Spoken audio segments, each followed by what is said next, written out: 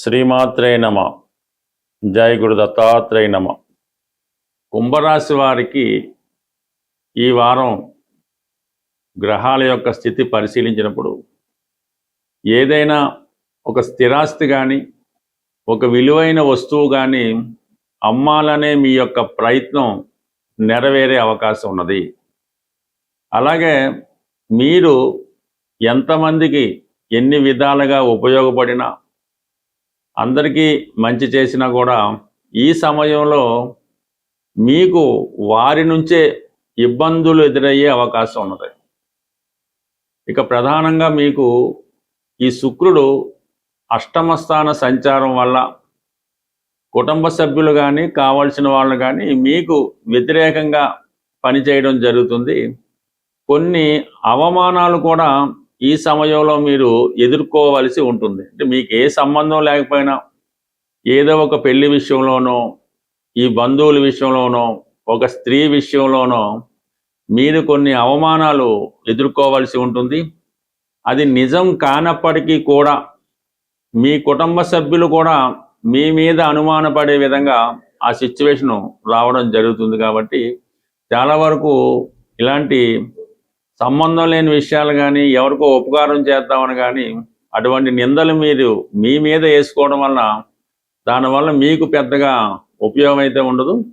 మీరు ఎవరినైతే రక్షిద్దాం అనుకుంటున్నారో వారి వల్ల కూడా మీకేమీ ఉపకారం కలిగే అవకాశం కాదు. కాబట్టి కొంతవరకు ఆలోచించి నిర్ణయం తీసుకోండి. బట్ ఏదైనా రాశియందు రాహుగ్రహ సంచారం వల్ల ఇటువంటి అపవాదులు సంబంధం లేని విషయాల్లో ఇన్వాల్వ్ అవడం, ఇతరులు చేసిన నేరానికి మీరు శిక్ష పడడం కూడా జరిగే అవకాశం ఉంటుంది. కాబట్టి ప్రధానంగా విద్యార్థులు ఎవరైతే ఈ 21 ఇయర్స్ అంటే 18 సంవత్సరాలు దాటి 26, 28, 30 సంవత్సరాల లోపు ఉన్నటువంటి విద్యార్థులు కానీ నిరుద్యోగులు కానీ యువకులు కానీ ఈ విషయంలో చాలా అప్రమత్తంగా జాగ్రత్తగా ఉండాలి. లేని పక్షంలో ఏదో ఒక క్రైమ్లో ఇరుక్కొని జీవితం నాశనం చేసుకునే అవకాశం అన్నది ఉన్నది. కాబట్టి జాగ్రత్తగా ఉండండి. ప్రధానంగా స్త్రీల విషయంలో మరింత జాగ్రత్తగా ఉండడం అన్నది చెప్పుకోదగ్గ ఇండికేషన్ మాత్రం. ఇది అందరికీ జరగాలని రూల్ లేదు. బట్ కొన్ని సందర్భాల్లో కొన్ని విషయాలు జరుగుతూ ఉంటాయి. రాశియందు పాపగ్రహాలు సంచరించినప్పుడు ఆలోచన విధానం ఆ విధంగా ఉంటుంది. అదే శుభగ్రహాలు సంచరించినప్పుడు అది ఇంకో విధంగా ఉండే అవకాశం ఉంది. కాబట్టి ఇది సందర్భానుసారంగా అటువంటి యాంగిల్లో ఉన్న వాళ్ళకి ఇవి మీకు యాక్టివేట్ అవుతుంటాయి. బట్ అలాగే కుటుంబ స్థానంలో ఉన్నటువంటి శని భగవానుడు కూడా ఈ కుటుంబ విషయాల్లో అనుకూలత లేకపోవడం, కొద్దిగా ఆవేశంలోనో స్ట్రగుల్లోనో కోపంతోనో కొన్ని నిర్ణయాలు తీసుకోవడం కూడా జరుగుతుంటుంది. బట్ కానీ ప్రతి విషయాన్ని కూడా ఇతరుల మీద నిందించడం కానీ ఇతరులను కారణం అనుకోవడం కానీ కాకుండా ఒకసారి ఆత్మ పరిశీలన చేసుకుంటే వాటి అన్నది మీకే అర్థమవుతూ ఉంటుంది. బట్ దానికి అనుగుణంగా మీకు 6వ స్థానంలో గురుగ్రహం, బుధగ్రహం, రవిగ్రహం అంటే ఒక్కరోజు అయినప్పుడు కూడా ఈ అందరూ కూడా మీకు వ్యతిరేకంగా ఉండే అవకాశం ఉంది. మీరు చెయ్యకపోయినా దాన్ని వాళ్ళు నమ్మడం, మీకు వ్యతిరేకంగా సాక్ష్యం చెప్పడం లాంటివి కూడా జరిగే అవకాశం ఉంది. బట్ ఏదైనా బంధువులతో అయినా సభ్యులతో అయినా ఎవరితో అయినా అటువంటి చికాకులు రాకుండా జాగ్రత్త పడడం అన్నది మంచిది. బట్ ఇక ప్రధానంగా రవి మనకి ఈ వార ప్రారంభంలో ఒకరోజు మాత్రం 6వ స్థానంలో ఉండి 17వ తారీఖు తర్వాత రవి సింహరాశిలో సంక్రమణం జరుగుతుంది. అంటే సప్తమ స్థానంలోకి రవిగ్రహ ప్రవేశం, అక్కడ ఉన్నటువంటి కేతుగ్రహంతో కలిసి సంచడం అన్నది సప్తమ స్థానంలో ఉన్నటువంటి రవికేతువులు ఈ వైవాహిక జీవితంలో కొంత విభేదాలు, అంటే మీ యొక్క పార్ట్నరు మిమ్మల్ని డామినేట్ చేసే ప్రయత్నం జరుగుతూ ఉంటుంది. మీరు ఏం చెప్పినా కూడా అది నమ్మని స్థితిలో అవకాశం ఉంది. బట్ ఏదైనా కొంతవరకు ఈ ప్రభుత్వ అధికారుల వల్ల కూడా కొన్ని విభేదాలు ఇబ్బందులు వచ్చే అవకాశం ఉంది. బట్ ఏదైనా ముఖ్యమైన విషయం ఏంటంటే ఈ కుంభరాశి వారు ఎట్టి పరిస్థితుల్లో కూడా చట్ట ప్రకారం న్యాయ ప్రకారం వెళ్ళవలసి ఉంటుంది.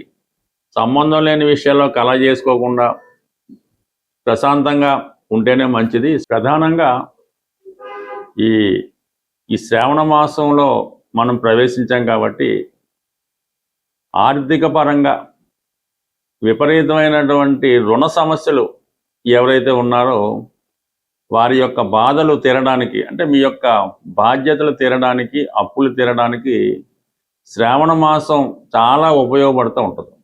అందువలన స్త్రీ పురుష భేదం లేకుండా ఎవరైతే ఆర్థిక సమస్యలతో ఉన్నారో రేపు 18వ తారీఖున శ్రావణ మంగళవారం, అలాగే 21వ తారీఖు శుక్రవారం, శ్రావణ శుక్రవారం, అది వరలక్ష్మి వ్రతం అందరికీ తెలుసు.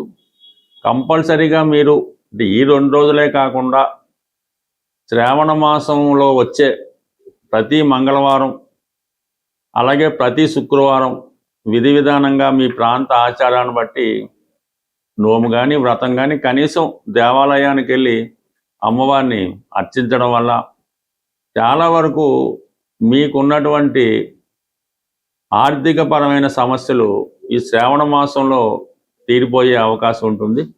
ఎక్కువగా ఈ శ్రావణ మాసంలో శనగలు, అంటే మామూలుగా ఈ కొమ్ము శనగలు అంటారు, శనగలు అంటారు, వాటిని ఈ మంగళవారం రోజు అలాగే శుక్రవారం రోజు నానబెట్టినటువంటి శనగలు, అలాగే ఏదైనా ఒక ఫలం అంటే నేరేడు ఇప్పుడు అవి దొరకవు, కానీ మారేడు ఫలాలు కూడా దొరకవు, దానిమ్మ ఫలం అంటే అనేక విత్తనాలు అందులో ఉంటాయి కాబట్టి ఈ శనగలతో పాటు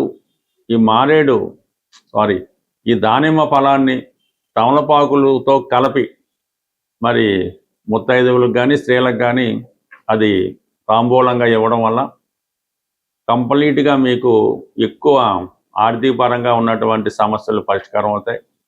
లేదు ఇవన్నీ మన వల్ల కాదనుకుంటే చక్కగా మంగళవారం కానీ శుక్రవారం కానీ ఓ పావు సేరో పావు కేజీయో శనగలు చక్కగా నానబెట్టి అది ఆవుకి నైవేద్యంగా పెట్టడం వల్ల, అంటే ఆవుకి ఆహారంగా పెట్టడం వల్ల కూడా మీకు ఈ రుణ సమస్యలు బయటపడే అవకాశం ఉంది. అలాగే ఇంకా అవకాశం బట్టి ఆంజనేయ స్వామి టెంపుల్లో ప్రతి మంగళవారం కూడా స్వామివారికి సింధూరంతో అభిషేకం చేయడం వల్ల కూడా మీకు ఆర్థిక పరంగా ఉన్నటువంటి సమస్యలు పరిష్కారం. అంటే ఇది శ్రావణ మాసం అన్నది లక్ష్మీ అమ్మవారికి సంబంధించినటువంటి ఇష్టమైనటువంటి మాసం. ఆ సమయంలో మీరు మరి వెంకటేశ్వర స్వామిని ఆరాధించినా, విష్ణుమూర్తిని ఆరాధించినా, విష్ణు సహస్రనామం పారాయణ చేయడం, అలాగే హనుమంతుడు అదే సంబంధించింది కాబట్టి ఏదైనా మీ యొక్క నమ్మకాన్ని బట్టి అంటే ఫలితం కూడా తొందరగా రావడం జరుగుతుంటుంది. అలాగే శ్రావణ మాసంలో కూడా మనం